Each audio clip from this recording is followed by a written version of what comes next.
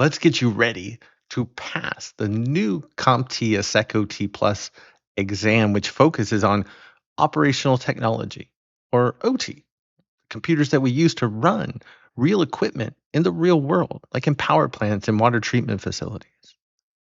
There's 5 steps that you're going to want to go through so that way you can go in for the exam prepared, ready, confident. Right? I actually just took the beta a few weeks ago. I actually created this list before that. I've created some study tools even before I took the exam. And after the exam, I realized, yeah, these are the 5 steps that you're going to want to go through to get prepared. Again, to go into that exam confident that you're going to pass. So, step number 1 is to actually check out the requirements for the exam. So again, the exam currently is in beta. It goes live December 2026. So depending on when you're watching, the exam could actually be live. But I always say, right, there's no time like the present to start preparing. So you want to look at the requirements on the CompTIA website where they talk about the skills you need, right? The different exam details, right? There's 100 questions. 5 of those are simulations that you get right up front, and they take a few minutes, right? Each. You need to take your time with those to really dive in to understand the environment they're trying to show you and make the right decisions, like a cybersecurity analyst would in a real OT environment. And then the rest are multiple choice. So when you look at the requirements on the site, they talk about all of the different topics that are actually covered on the exam in these 6 different categories. Right? So you can see OT systems and safety foundations, OT risk management. That's a big part of OT cybersecurity. OT threat intelligence, and that also gets into the history of OT cybersecurity and looking at significant incidents that have happened over time. Talk about cybersecurity architecture, design, and engineering, another important aspect. Security operations. What does day-to-day operations look like for OT cyber professionals? And then finally, OT incident management. So how does incident response and incident management work in the OT world? Because it is very different than in IT. There's a lot of similarities, but like anything with OT, right? It's still a lot of in common with IT. So it's important for you to understand where those differences are and more importantly, how they're different. It's like in OT, everything revolves around safety. If you can remember that, you're going to do really well on this exam. Remember, safety always comes first. If you ever have a choice between 4 different options or 400 options, whichever one is focused on ensuring safety, that's going to be the right answer.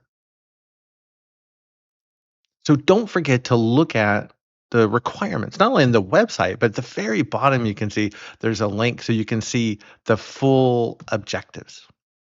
And you can you can take the PDF.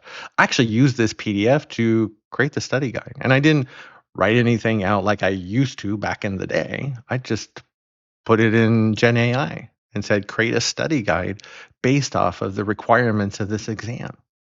And it really helped. So we're going to talk about that later. I'm kind of jumping ahead, right? But make sure again that you go through the list.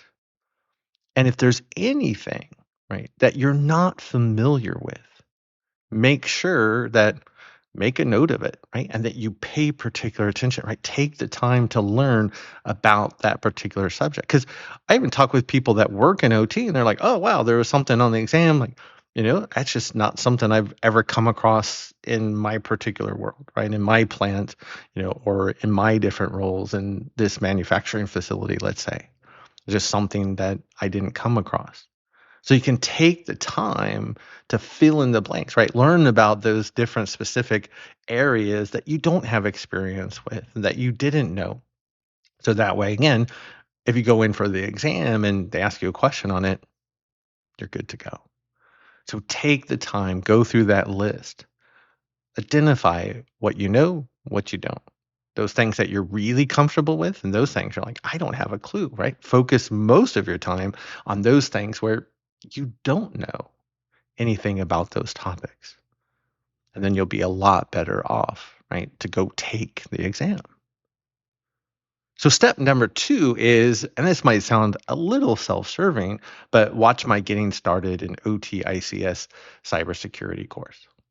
I wrote this course as an introduction, essentially, to the SANS GICSP course. Actually, it's the course I wish I had originally when I got into OT cyber. I was very frustrated trying to learn, and there just weren't a ton of resources, and there weren't a lot of people that wanted to talk about it. And so yeah, I don't want anybody to feel that way, especially if they want to learn how to protect critical infrastructure. So I wrote this course and put it on YouTube. There's an original version from 2024. There's a newer version that's now releasing for 2026. And there's even an on-demand version that you can take on your own pace with additional resources if you want. But everything there is right available for everyone on YouTube. And so it goes through all of the basics of OT cybersecurity. And it covers, I would say, probably 80 to 90% of what you're going to see on the SecOT Plus exam. So, no, it doesn't cover everything. So, I am adding, though, additional content around SecOT Plus, like this video. So that way you're going to have all of the information that you need to go take the exam and pass it. Now, I'm also working with CompTIA to write their study course that they have online. And the one thing that's really impressive about that is that they have a massive virtualized lab built out that simulates a real world environment. And so I'm really super impressed all the work that they put into the labs and making that happen. So you'll have the full study guide online, right? In the online course, I think they call it Cert Master. And then you have all the labs because that bleeds into step number 3. Get hands-on experience. So if you're not working in an OT or ICS environment today, it's important to get hands-on. And you can do that by working with different simulators. I have quite a few that I make available that you can find through my GitHub page. You can find links to all my resources at mikeholcomb.com. I'll also put all the links in the video description. So you can find those and you can work with those different simulators, like with working with simulated conveyor belts or air conditioning units, which might not sound super, I guess, fun or exciting, but believe it or not, if you can learn the fundamentals there, you can apply that to anywhere, to power plants and water treatment facilities and subways, and the list just goes on and on and on. Right? So we start with the basics, but we look at how we can take these simple concepts and apply them in more complex environments. Right? These environments are complex, but protecting them doesn't have to be. So that's step number 3. Get hands-on experience. A lot of people don't have a ton of money to throw or build out a practical lab, or maybe you're not working in OT today, but you want to get certified to show that you have that knowledge, that you have that passion to work in OT. So use those simulators as much as possible. So step number 4 is access the study guide. So CompTIA is building their own study guide that I'm helping with and writing that. I've probably put in 50, 60 hours so far into writing that study guide. And that there's a few other people on the team that are helping that study guide come to life. And again, it's also going to have the labs.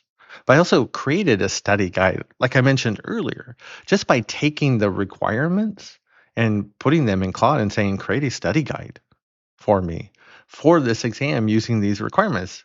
And so it spits out, I think it's like 12, 13, 14 pages and talks about each subject and just gives you a little blurb for each one. So if anything, it's not necessarily a full-blown study guide, right? And it's not going to help you truly understand those concepts, right? If you need further information, right, go back and study, right, in depth. This is more of a quick refresher that you would run through before going to take the exam. And I've already got a lot of feedback, but that's what I did. I did it for myself, and I'm sharing it with everybody.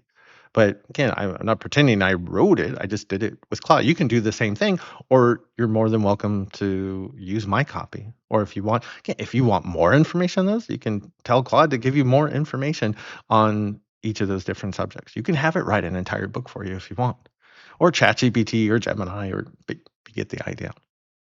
And then the very last suggestion is to use the exam simulator that I also created using Claude. It's a simple HTML file. You run it in your browser and it has 600 questions. So there's 100 questions on each of the domain requirements for the exam.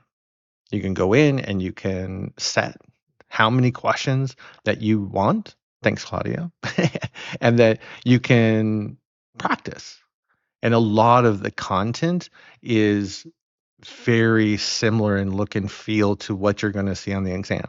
Now, the exam does have some tricky questions. There are, I say probably 10, 20% felt like it was, you would get a multiple choice question and they would say, choose the best answer. And out of the 4 answers they give you, 2 were obviously wrong. And then you get to 2 and like, depends on who you talk to. Like, that could be right or that could be right. It's like, which one? Which one becomes best? So that's not addressed in the exam simulator, and I'm not sure how to do that yet. Because of how that exam is written. So that's like the only thing I really haven't got a handle on addressing. But I want to warn you because you are going to see those types of questions. But by and far, right, you have the 5 exam simulation questions, right? Take your time with those, right? And of course, you can always go back to them, but make sure to take your time, think through, and then answer the questions. Once you've done the simulated questions, then you get to the rest of the 99 questions that are the multiple choice. Again, there's a good portion that are, hey, choose the best answer, like 10 to 20% probably, probably 10, 15%. And then there's another probably 10 or 15% that are choose multiple answers, right? Choose 2 of the following. And then the rest are the standard, okay, just pick one of the following. And I would say most of those are straightforward. So if you have some experience or you're studying and you've gone through these 5 steps, you should be prepared to go past that exam, right? Be confident, go in, take the exam and pass. So I hope this helps.